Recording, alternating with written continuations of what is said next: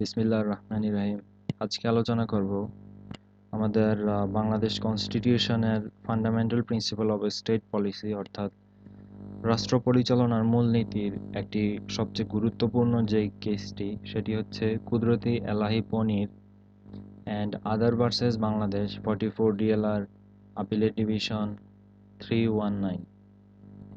এখন এই কেসটি হচ্ছে এই আমাদের রাষ্ট্র পরিচালনার মূলনীতি অর্থাৎ দ্বিতীয় ভাগে আমাদের fundamental principle of state policy নিয়ে যে আলোচনা করা হয়েছে এর সাথে সবচেয়ে রিলেটেড যে কেসটি সেটি হচ্ছে Kudrati Elahi Panir and other versus Bangladesh এই কেসটি। তো এখন এই কেসটি নিয়ে আলোচনা করব। তো এই কেসে জাজ ছিলেন এবিএম খায়রুল হক জাজ, মোস্তফা কামাল জাজ and Shahabuddin Ahmed chief justice. তো আমি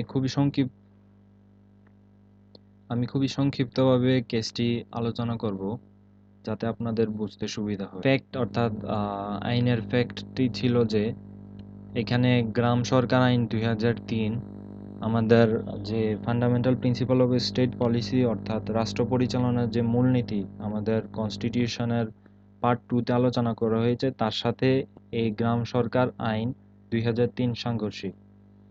এই গ্রাম সরকার আইন 2003 এর আন্ডারে উপজেলা নির্বাহী অফিসার আমাদের যে গ্রাম সরকার যে ব্যবস্থা আছে সেখানে একমাত্র চেয়ারম্যান বাদে অর্থাৎ চেয়ারম্যান ছাড়া বাকি সকল যে মেম্বার আছে গ্রাম সরকার পরিষদের বাকিদেরকে এই উপজেলা নির্বাহী অফিসার নমিনেট করবে অর্থাৎ নির্বাচন করবে।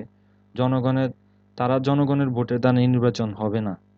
এখানে শুধু চেয়ারম্যান জনগণের ভোটের দ্বারা নির্বাচন হবে এবং বাকি অন্যান্য যে সকল মেম্বার আছে গ্রাম সরকার পরিষদের তারা উপজেলা নির্বাহী অফিসারের দ্বারা সেখানে নির্বাচিত হবে। তো এই বিষয়টি এখানে তুলে ধরা হয়েছে যে তারা যদি জনগণের ভোটে নির্বাচিত না হয় তাহলে তারা তো অর্থাৎ গ্রামবাসীদের কাছে তারা কৈফিয়ত দিতে বাধ্য থাকবে না, অর্থাৎ তারা অ্যাকাউন্টেবল থাকবে না। তো এজন্য বলা হয়েছে যে এই আইনটি আমাদের fundamental principle of state policy এর সাথে সাংঘর্ষিক, অর্থাৎ রাষ্ট্র পরিচালনার যে মূলনীতিগুলো আমাদের সংবিধানের পার্ট 2তে বলা আছে তার সাথে এই আইনটি সাংঘর্ষিক। তো এটিই ছিল এই কেসের মূল ফ্যাক্ট। ইস্যু, এই কেসে ইস্যু কি ছিল?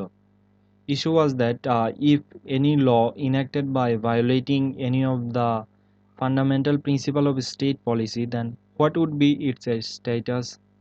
Is it constitutionally valid or void? অর্থাৎ আমাদের যে fundamental principle of state policy আছে সেটির ভায়োলেট অর্থাৎ তার সাথে সাংঘর্ষিক কোনো আইন যদি পাস হয় তাহলে কি সেটি তার লিগ্যাল স্ট্যাটাস কি হবে, সেটি কি কনস্টিটিউশনালি ভ্যালিড হবে নাকি ভয়েড হবে? তো এটিই ছিল এই কেসের issue. So the decision was that economic social and cultural rights are not enforceable. এটি বলা হয়েছে আর্টিকেল 8 সাব আর্টিকেল 2তে, অর্থাৎ fundamental principle of state policy এর আর্টিকেল 8 এর সাব আর্টিকেল 2তে বলা হয়েছে যে ইকোনমিক সোশ্যাল এবং কালচারাল রাইটস অর্থাৎ এই যে ফান্ডামেন্টাল প্রিন্সিপাল অর্থাৎ রাষ্ট্র পরিচালনার মূলনীতিগুলো এগুলো এনফোর্সেবল করা যাবে না, অর্থাৎ এগুলো কোর্টে এনফোর্স করা যাবে না। এর আন্ডারে যদি কারো কোনো ক্ষতি হয় বা এগুলো যদি কেউ এগুলো থেকে বঞ্চিত হয় তাহলে সে কোর্টে কোনো রেমেডি পেতে পারবে না বা কোর্টে কোনো মামলা করতে পারবে না। এটাই হচ্ছে মূল কথা। ডিসিশনে আরেকটি কথা বলা হয় যে court has no jurisdiction to direct the legislature to enact laws or execute to act for implement the fundamental principles।